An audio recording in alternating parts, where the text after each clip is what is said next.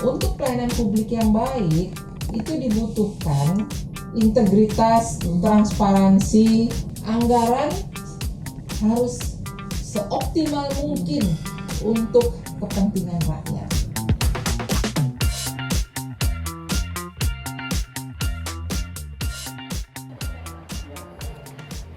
Bicaranya yang lugas dan apa adanya, serta sudah 3 periode terpilih menjadi anggota DPR RI.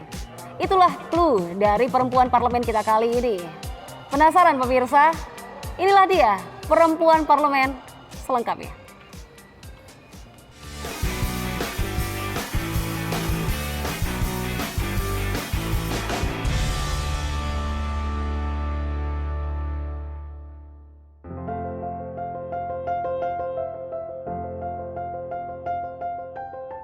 Andi Yuliani Paris adalah wakil rakyat dari fraksi Partai Amanat Nasional yang mewakili daerah pemilihan Sulawesi Selatan II.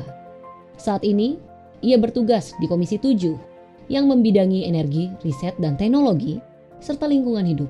Sudah 3 periode dari tahun 2004 hingga sekarang, ia terpilih untuk duduk di kursi Parlemen Senayan, Jakarta. Hal tersebut menandakan bahwa Andi Yuliani Paris sangat dicintai oleh masyarakatnya. Ya. Rini, Ibu apa kabar? Alhamdulillah baik. Kita janjian ya hari ini ya. Jadi menyita waktunya Ibu sedikit nih ya di tengah kesibukan. Cuman sebentar kan. Ya. Ibu lagi ngapain nih? Ini lagi lihat foto kenang-kenangan waktu saya ikut Lemhanas PPSA 20. Ini tahun 2015. Sekelas dengan Bapak Panglima TNI, Pak Hadi Cahyanto, kemudian dengan Kepala BNN sekarang, Pak Petrus Bolose. Jadi kenangan yang manis juga tuh ikut Lemhanas ya, banyak sharing pengalaman. Betul. Ini saya agak terfokus dengan yang ini nih Ibu nih, waktu Ibu lagi pakai pakaian ini ya Ibu ya. Iya, ini di Magelang ini. Jadi kita sudah hampir selesai penutupan selama 7 bulan kita ikut Lemhanas dan ini terakhir penyerahan cincin kenang-kenangan alumni Lemhanas PPSA 20. Seru sekali ya Ibu, kenang-kenangannya banyak sekali ya Ibu ya. Oke Mbak, duduk, silahkan duduk. Biasa aja. Ini Ibu yang desain sendiri nih, sesuai selera ya Ibu ya? Iya, aku ini kan banyak buku-bukunya, jadi yang ini lemari buat buku-buku, yang sana untuk itu. Kalau keluar negeri ya hobi saya hanya piring aja. Piring ya Ibu ya. Nah kalau yang ini nih Ibu nih, dari tadi saya penasaran nih, kalau yang ini nih apa nih ceritanya nih? Ya ini salah satu souvenir yang diberikan oleh teman Lemhanas saya juga dari Angkatan Udara. Jadi ya ini adalah salah satu kebanggaan kita bahwa kita punya pesawat tempur juga ya. Nah, dan ini saya simpan dan tentu ini adalah menjadi penjaga negara kesatuan Republik Indonesia. Ya, Ibu, nih sekarang nih aku mau bertanya tentang bagaimana Ibu bisa sampai nih ke Senayan, Ibu. Ya pernah aku mencaleg 2004 pertama kali PAN berdiri, tapi waktu itu sih nggak serius lah ya, karena saya ada keinginan untuk sekolah ambil S3 ke Australia, lanjutkan cita-cita saya lah untuk ahli di bidang tertentu, dan ada tawaran juga beasiswa waktu itu dari AusAid dari Australia, dan saya sudah korespondens dengan 2 universitas di Australia, di Australian National University dengan RMIT. Tapi waktu itu almarhum Pak M. Fatwa mengatakan kepada saya, kok sekolah ke luar negeri terus, karena S2 saya sekolah di Jerman ya. Kapan mengabdi kepada bangsa, Kepada negara ya Bu ya. akhirnya saya melepas beasiswa itu dan saya ngambil S3 di dalam negeri saja.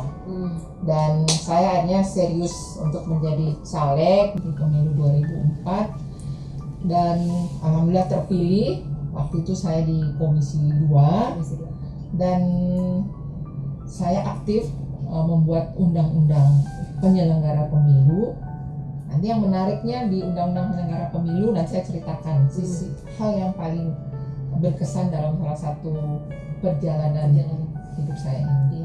Nah kan Ibu sudah 3 periode nih Ibu ya. Sepertinya memang jiwa politik itu sudah mendarah daging ya Ibu ya. Sampai dengan hari ini dari tahun 2004 ya Ibu ya. Apa yang Ibu fokuskan ya di komisi Ibu? Kalau 2004-2009 saya di Komisi 2, itu fokus ya pada Undang-Undang Penyelenggara Pemilu, Undang-Undang Pemilu, Undang-Undang Pilpres ya, kemudian juga program-program, dulu ada namanya program pemberdayaan masyarakat PNPM Mandiri Pedesaan. Itu juga melanjutkan pengalaman saya sebelumnya juga aktivis LSM yang banyak terjun, tidur, bekerja bersama masyarakat. Jadi dengan program PNPM Mandiri Pedesaan itu saya bisa melihat langsung kebutuhan-kebutuhan masyarakat yang dituangkan dalam program PNPM Mandiri Pedesaan. Itu fokus saya waktu di 2004-2009. Selain itu ada juga program PRONA ya untuk sertifikasi tanah masyarakat yang ada di Komisi 2 saat itu. Nah dengan kesibukannya sebagai anggota DPR pastinya kan tersita Ibu dengan kesibukan di rumah. Bagaimana Ibu bisa mensiasati nih kesibukan dengan keluarga, di rumah, dengan anggota DPR, dengan kesibukan lainnya? Sebenarnya baik anggota DPR laki-laki maupun perempuan sama-sama punya tanggung jawab lah dengan keluarga ya, dengan anak. Ya tetapi yang paling penting adalah bagaimana membuat anak-anak itu lebih mandiri. Ya bahwa dia harus sadar bahwa ibunya itu adalah punya tanggung jawab ke publik juga.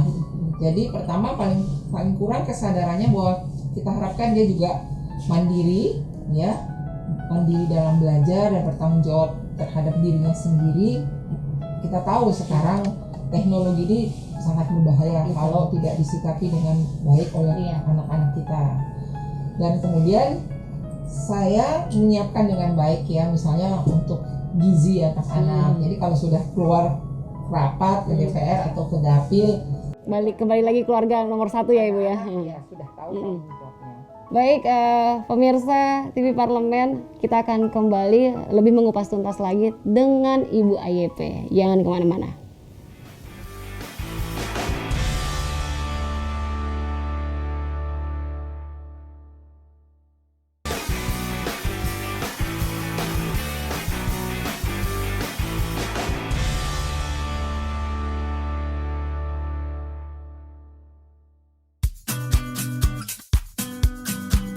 Perempuan kelahiran Jakarta 6 Juli 1961 ini pernah mengenyam pendidikan di Institut Pertanian Bogor, Dortmund University Jerman, serta menempuh pendidikan S3 di Universitas Hasanuddin Makassar. Jadi seperti kata Pak Nasir ya, kita kayak yang ngemis-ngemis. Kemudian anehnya lagi Pak, saya minta nanti Bapak harusnya di Kementerian Bapak itu bikin sosialisasi 4 pilar lah, tahu tentang Undang-Undang Dasar. Kenapa? Ya. Kenapa? Masa ada staf Bapak mengatakan, oh saya kira anggota DPR itu sejajar dengan bupati. Gaya bicaranya yang lugas dan apa adanya ini dibuktikannya dengan membongkar anggaran yang tidak masuk akal di Kementerian ESDM. Menurutnya, anggaran tersebut tidak ada manfaatnya untuk masyarakat. Kembali lagi di Perempuan Parlemen. Seperti janji saya tadi nih, saya akan mengupas tuntas nih bersama dengan Ibu AYP. Ibu, aku mengintip sedikit nih tadi nih Ibu nih. Ada buku ini nih, Reformasi Birokrasi Aparatur dalam Pelayanan Publik. Wah Ibu nih, Ibu ini sendiri nih buat ya? Wah, bisa ceritain gak nih Ibu nih? Ya, saya selain buku ini memang saya banyak menulis buku ya yang diterbitkan oleh United Nations Development Program UNDP dan juga oleh International Labour Organization ILO. Yang ILO terkait dengan peran perempuan dalam koperasi, kemudian UNDP itu gender dalam perencanaan pembangunan. Nah ini reformasi birokrasi aparatur dalam pelayanan publik saya tulis di 2009. Kenapa perlu saya menulis buku ini? Semenjak kita lahir sampai kita mati, kita akan menikmati pelayanan publik, rumah sakit, sampai kuburan, itu semua pelayanan publik.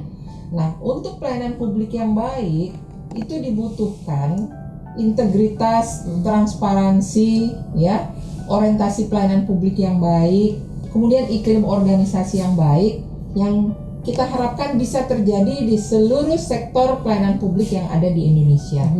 Nah, saya menulis ini dengan harapan bahwa pejabat publik ya termasuk anggota DPR, kemudian seluruh penyelenggara negara yang melakukan pelayanan publik itu sadar bahwa dia punya kontrak sosial. Dia punya kontrak antara saya dengan konstituen saya, antara presiden dengan orang yang memilihnya atau seluruh rakyat Indonesia. Nah, ini buku ini saya tulis dengan harapan ke depan semua sektor atau lembaga yang melakukan pelayanan publik dapat memperbaiki kualitas pelayanan publiknya. Sebelum kualitas pelayanan publiknya baik, mental aparatur pelayan publik juga harus bagus. Ya, inilah tulisan saya harapkan ini menjadi sumbangan pemikiran untuk memperbaiki. Kita selalu ingin good governance, ya, clean governance, ya, good government. Nah, tentunya kenapa kita perlu good governance? Kenapa kita perlu good government?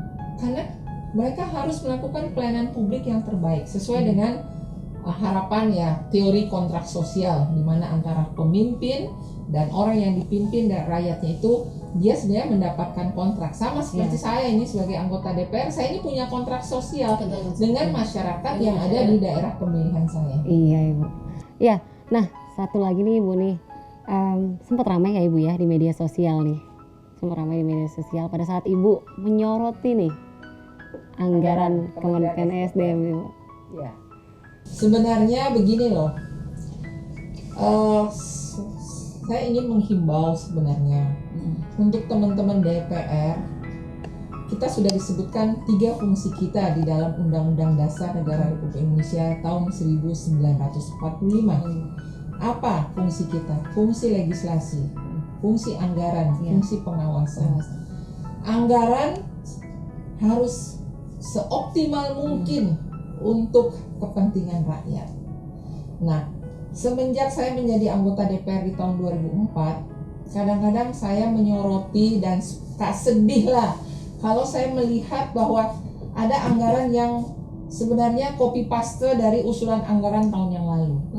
Kenapa saya bisa teliti? Saya sekolah di Jerman, saya belajar fiscal planning waktu saya S2 di Jerman, ya. Saya belajar materi atau mata kuliah fiscal planning. Jadi kalau saya satu kali buka, saya tahu ini terjadi redundant. Hanya sayangnya memang anggota DPR ini nggak bisa membahas satuan 3 sekarang ini. Kalau dulu waktu saya anggota 2004-2009 kita bisa membahas satuan 3.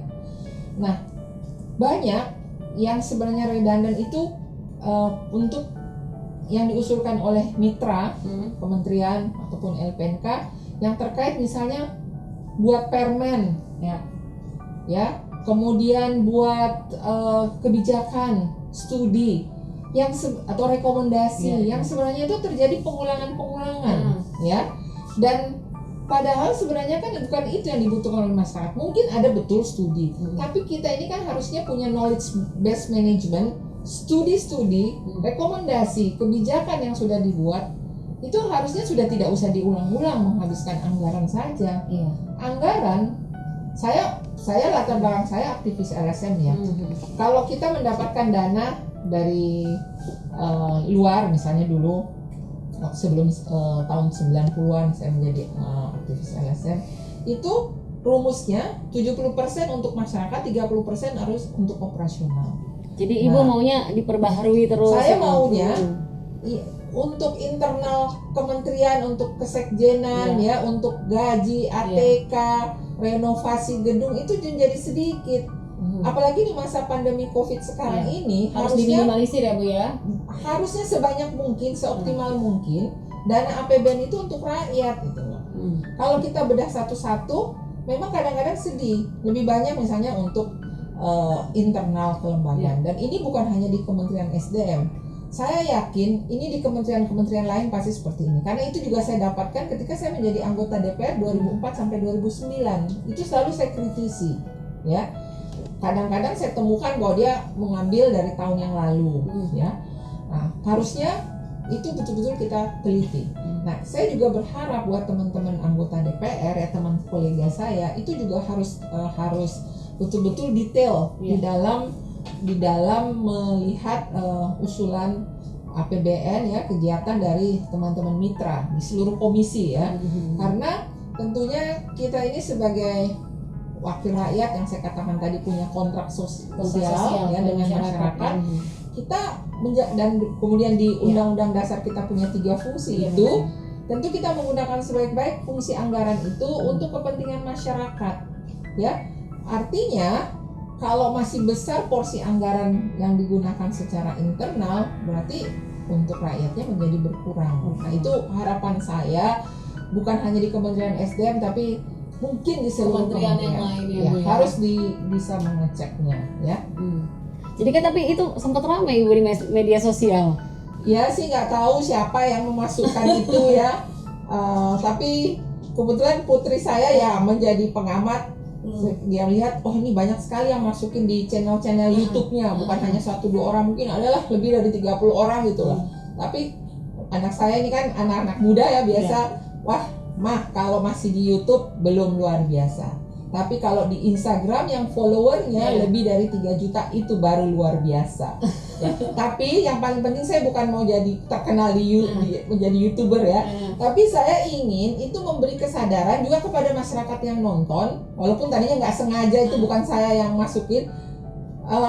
Jadi bahwa masyarakat tahu kok ada anggota DPR itu ada yang kerja juga kok gitu loh. Selama ini kan image-nya anggota DPR malah ada di WA group ada doa masuk ke DPR, doa masuk kamar mandi menghilangkan setan. Wah itu menghina banget itu.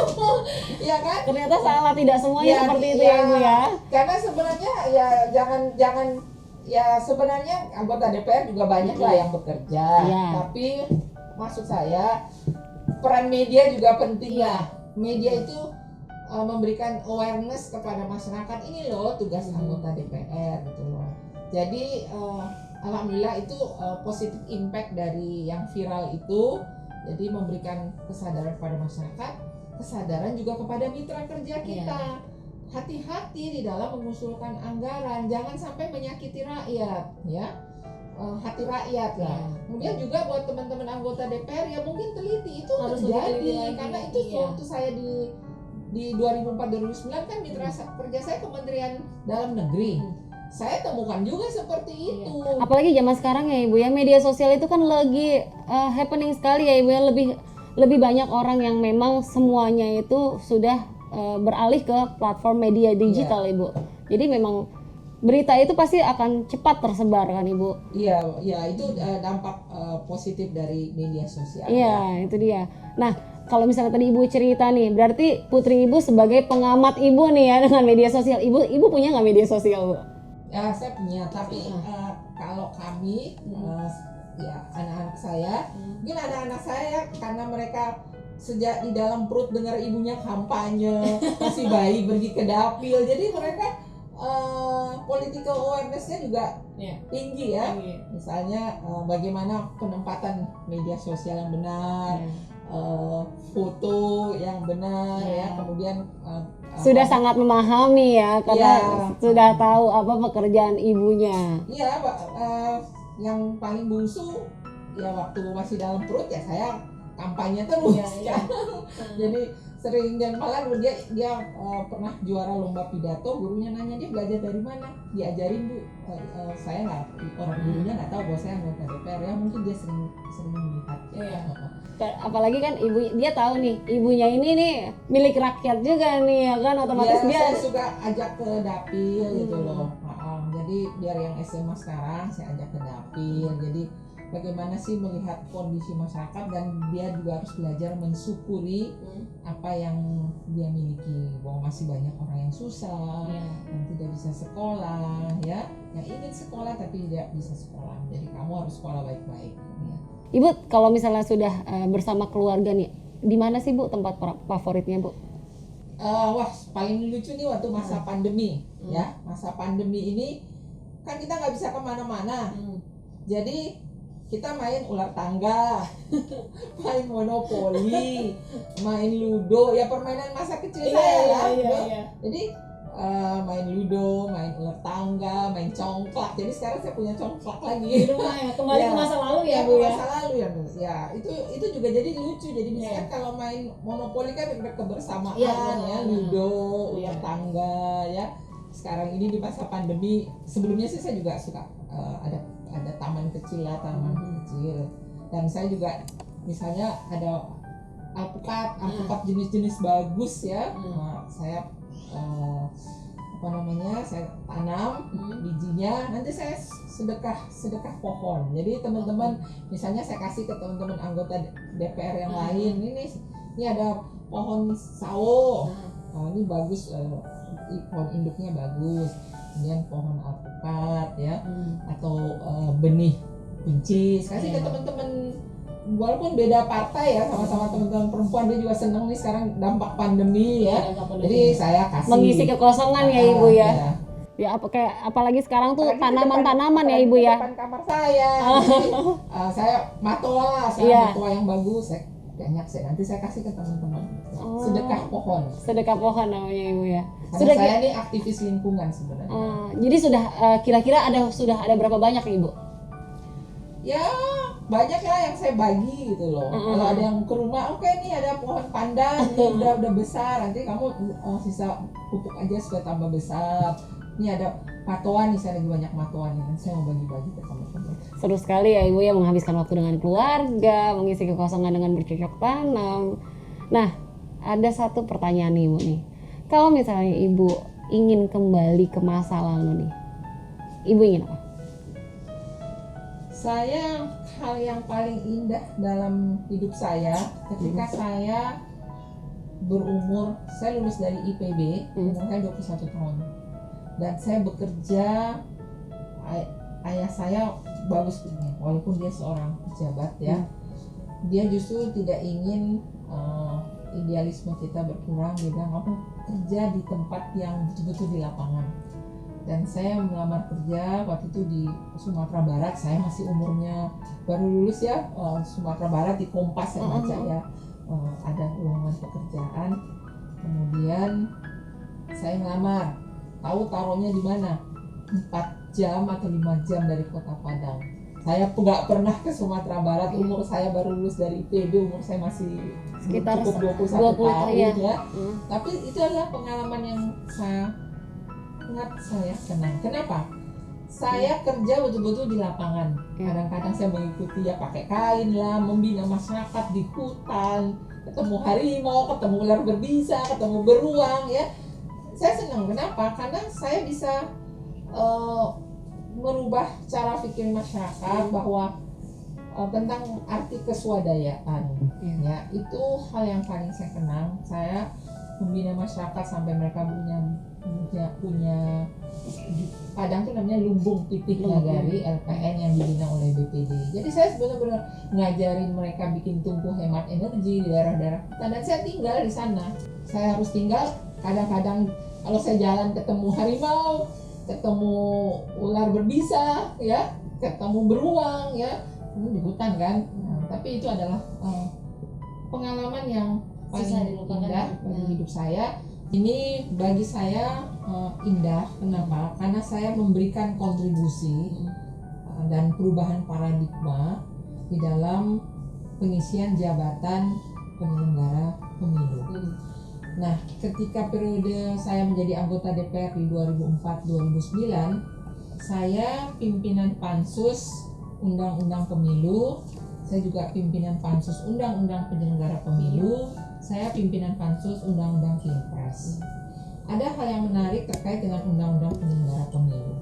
Di dalam Undang-Undang Penyelenggara Pemilu, kita memperjuangkan, terutama perempuan-perempuan yang ada saat itu di dalam Pansus, bahwa penyelenggara pemilu, KPU sampai ke bawah, penyelenggara pemilu tingkat desa, itu harus ada 30% perempuan. Ya. Dan alhamdulillah, kalau kita ke lapangan, sudah cukup banyak perempuan yang menjadi penyelenggara pemilu. Tentunya kalau saya tidak membuat di dalam undang-undang tersebut, pasti ya sulitlah bagi perempuan untuk menjadi penyelenggara pemilu, karena rekrutmennya pasti belum berorientasi kepada perempuan. Nah begitu juga undang-undang pemilu. Nah disitulah mulai ada 30% perempuan di dalam daftar caleg. Ya, saya pimpinan pansus, ada beberapa anggota perempuan juga ya. Nah di dalam daftar caleg kita sebutkan angka 30%. Walaupun saya ini banyak pimpinan partai mengatakan ini gara-gara Andi Yuliani Paris nih kita pusing nih cari caleg-caleg perempuan. Karena kalau nggak sekarang ini kalau 30% perempuan tidak ada, dia tidak bisa ikut pemilu di dapil itu. Itu peraturan KPU, ada PKPU-nya. Nah, akhirnya kan pusing nih partai-partai ini mencari caleg-caleg perempuan. Nah, apalagi kita sudah perbaiki dengan sistemnya zipper. Jadi artinya nomor 1 laki-laki atau 1 perempuan, 2 laki-laki. Jadi itu sistem zipper. Nah, itulah perjuangan yang kami lakukan di dalam pansus, khususnya perempuan-perempuan yang ikut di dalam pansus undang-undang pemilu di periode kita bahas itu 2006 sampai menjelang akhir 2007, 2008 lah disepakati. Dan itu saya nggak tidur selama 7 bulan karena itu untuk karena hanya memang memperjuangkan ya Ibu ya.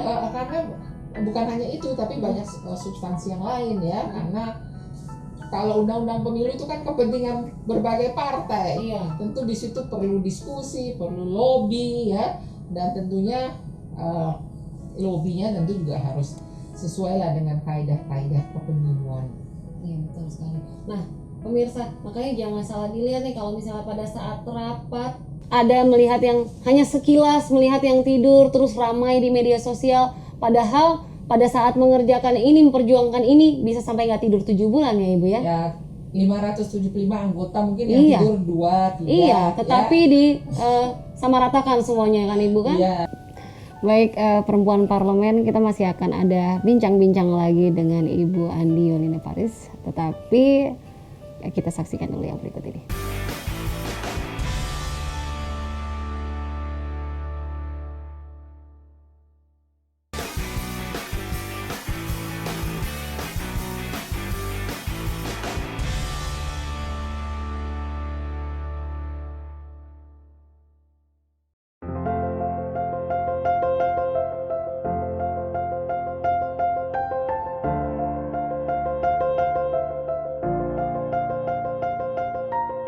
Kembali lagi di Perempuan Parlemen bersama Ibu Andi Yuliani Paris. Ibu, nah kalau tadi kita sudah banyak ngobrol-ngobrol nih Ibu tentang keseharian Ibu, tentang bagaimana Ibu bisa tiba di Senayan, bagaimana Ibu menghabiskan waktu dengan keluarga. Yang terakhir nih saya mau ajak Ibu relax dikit dengan games nih Ibu ya. Tapi Ibu harus jawab cepet nih Bu. Ya. Harus jawab cepet. Aduh, ada games nih ya. Cantik itu menurut Ibu apa? Cantik itu adalah inner beauty. Inner beauty ya Ibu ya. Inner beauty berarti bukan hanya fisik yang dilihat, tapi bagaimana cantik itu dari dalamnya ya Ibu. Apakah dia berbuat baik dengan sesama, atau dia pintar ya Ibu ya. Kalau misalnya Ibu disuruh pilih, mau dikenal cantik atau cerdas? Cerdas. Nih Ibu nih, gak susah nih pasti nih. Tebet, Jerman, atau Makassar? Makassar lah. Makanannya enak. Iya, saya juga suka sekali ke sana Ibu dengan makanan-makanannya Ibu ya. Waduh, kalau ke sana sudah kolesterol naik nih. Masih muda kok punya kolesterol. Lebih milih belanja di pasar tradisional atau supermarket? Tradisional. Kenapa itu Ibu? Pertama ya, saya kalau di supermarket kan yang kaya adalah retail besar. Kalau di pasar ya kita membantu masyarakat kecil. Dan juga bisa ngobrol enak ya. Harga cabai naik belum gitu. Kalau di supermarket nggak bisa ya Ibu. Tempenya juga lebih segar. Ya betul Ibu. Dan kalau dikasih kesempatan untuk bilang terima kasih ke satu orang, Ibu ingin berterima kasih ke siapa? Ke ibu saya, almarhum ibu saya. Ibu, apa yang ingin Ibu sampaikan? Ya, ibu saya itu mengajar yang saya pelajari ibu saya. Ketika ayah saya sudah meninggal, ketika dia ambil uang pensiunnya, walaupun uang pensiunnya itu sisa sedikit di tangannya, dia pasti kalau ada orang yang susah datang ke rumah ya pasti dia kasih. Terus saya katakan, Mami, kalau misalnya aku nggak datang ke sini, Mami nggak punya uang dong. Insya Allah pasti Allah kasih rezeki. Pasti akan ada rezeki yang tiba-tiba. Kedua, ibu saya itu mengajar soal disiplin, nggak boleh nunda-nunda pekerjaan. Pokoknya kalau misalnya kamu house-spell, ini handuknya taruh di sana, nanti Mami, nggak ada kata nanti. Kemudian ketiga, ibu saya itu yang paling saya ingat waktu saya kecil itu selalu minta ditemani kalau ke panti asuhan. Jadi dari situ juga saya suka anak-anak kalau ulang tahun ya atau dia syukuran ujian ya pasti saya minta menemani atau ditemani ya ke panti asuhan. Satu pertanyaan terakhir Ibu. Jika dikasih kesempatan untuk bertemu seseorang, siapa yang ingin Ibu temui? Ya ibu saya lagi, kalau walaupun sudah meninggal ya, kalau dikasih kesempatan ya. Jadi kayak ada film Korea ya, udah hidup, udah meninggal hidup lagi gitu, ada loh film Korea gitu ya. Saya juga nggak suka nonton Korea, tapi karena anak saya nonton, jadi saya nonton juga. Saya bilang, oh ini fantastis banget, dia fantasi lah dia. Tapi ya ibu saya, karena rasanya ibu saya belum menikmati. Kadang-kadang waktu saya jadi anggota DPR ya hati-hati, mungkin ya ketika misalnya saya membantu pemekaran kabupaten di Riau. Waktu itu memang saya ada Kabupaten Tanah Toraja, saya tuh diancem-ancem lah. Mana ada dibawain di Komisi 2 2004-2009 ada taulah preman-preman gitu loh. Tapi ibu saya hati-hati gitu loh.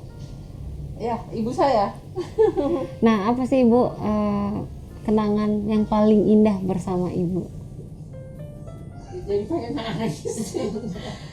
Ibu saya itu dia selalu memperhatikan hal yang sekecil. Ketika saya jadi anggota DPR saja, ketika saya mau ke dapil, pasti dapil saya kan bukan di kota Makassar, jadi saya harus naik mobil yang jauh. Pasti dia ingatkan saya, jangan lupa kamu ada snack di mobil, kamu harus ada minum, jadi kamu harus cukup minum. Dan pasti dia naikkan air minum ke mobil. Itu yang selalu ibu saya ingat. Dan begitu juga walaupun saya sudah jadi anggota DPR, dia masih kadang-kadang memaksa saya untuk makan buah, dia menyuap saya buah ketika saya pulang ke Makassar. Jadi saya merasa saya belum bisa memberikan apa-apa ketika dia dipanggil oleh Allah Subhanahu wa Ta'ala. Dan saya merasa bahwa kesuksesan saya ini adalah dari orang tua saya, terutama ibu saya.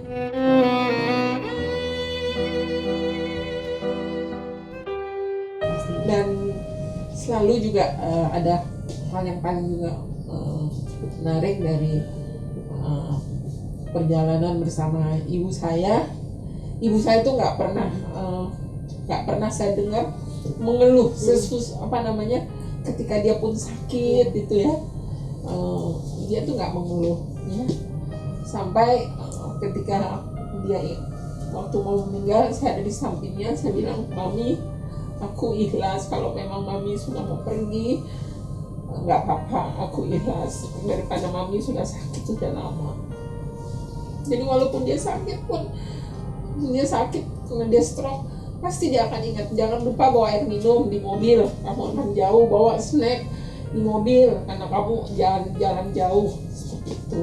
Dan juga jangan lupa naik ke mobil kamu baca doa. Nah, pasti dia, karena dia tahu kan medan dapil saya memang berat dan jauh-jauh. Kan tentunya pasti ibu tersenyum sekarang, bangga melihat perjuangan ibu sampai dengan hari ini. Iya, ya mudah-mudahan dia husnul khatimah karena dia sudah mendidik kami dengan nilai-nilai ya.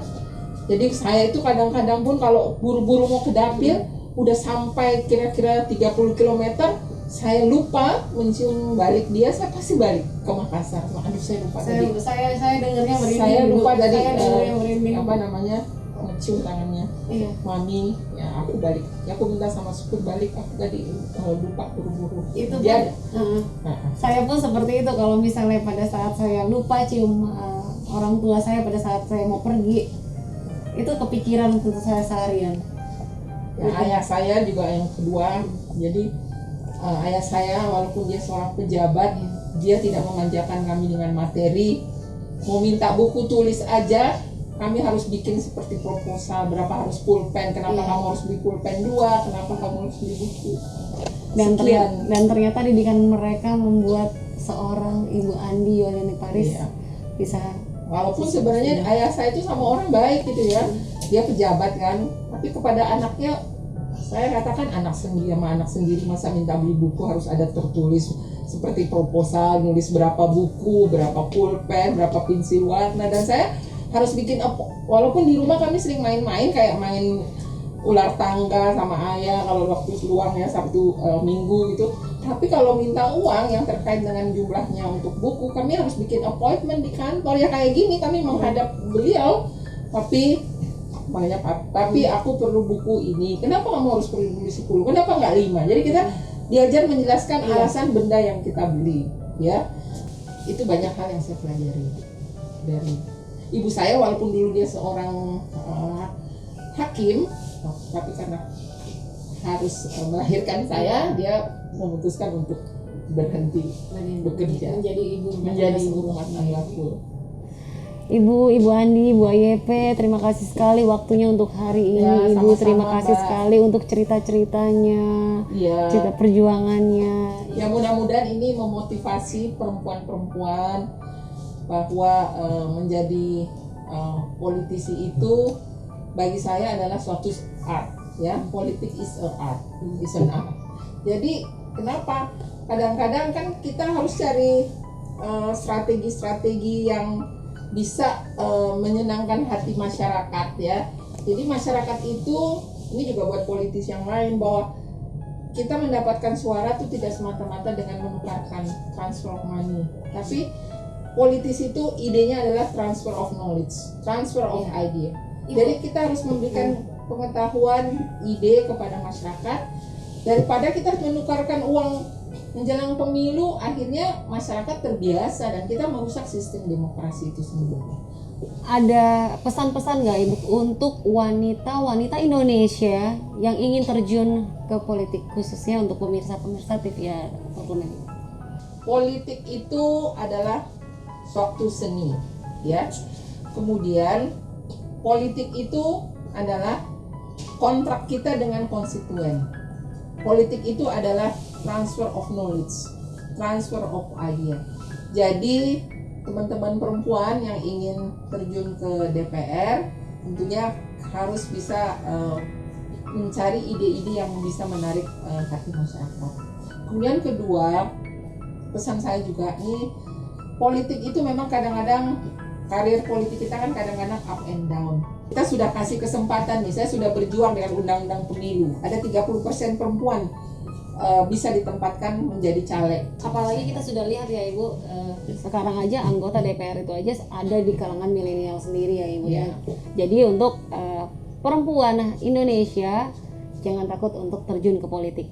Apalagi sudah ada undang-undangnya Ibu ya. Ya, undang-undang pemilu sudah memberikan kesempatan kepada mereka untuk masuk, ya. Sisa pesan juga untuk partai politik nih. Partai politik itu harus mengalokasikan anggaran untuk melakukan pendidikan politik. Jangan sampai partai politik baru sibuk cari perempuan ketika menjelang pengusulan daftar caleg ke KPU. Baru tuh cari perempuan. Akhirnya bukan perempuan-perempuan yang memang mengerti, Yang memang kompeten ya Ibu ya. ya kompetennya sih ada, tapi dia harus tahu dia ada di DPR itu untuk apa, Untuk apa, betul. ya, bukan untuk karena dia mau jadi anggota DPR saja, tetapi dia ada di parlemen itu salah satunya ya memperjuangkan ya sesuai dengan pembukaan undang-undang dasar, mencerdaskan kehidupan bangsa, mensejahterakan masyarakat.